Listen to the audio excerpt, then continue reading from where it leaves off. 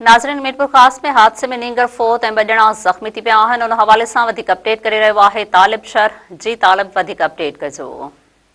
जी बिल्कुल तव्हांखे ॿुधाईंदो पुराणी मीरपुर थाणे जी हद इक़बाल भरिसां ट्रैक्टर ट्राली ऐं मोटरसाइकिल सवारनि में टकर थी पियो, जंहिंजे नतीजे में 8 साला नींगर फोत थी वियो ऐं 2 ॼणा ज़ख़्मी थी पिया। पोटीन ऐं ज़ख़्मियुनि जी सुञाणप न थी सघी। पुलिस मूजिबि पोतीअ जो लाश सिविल अस्पताल जे मुर्दाखाने में रखियो वियो आहे। ज़ख़्मियुनि जो इलाज हलंदड़ आहे। जी तालिब, अपडेट करण जे लाइ तव्हांजी महिरबानी।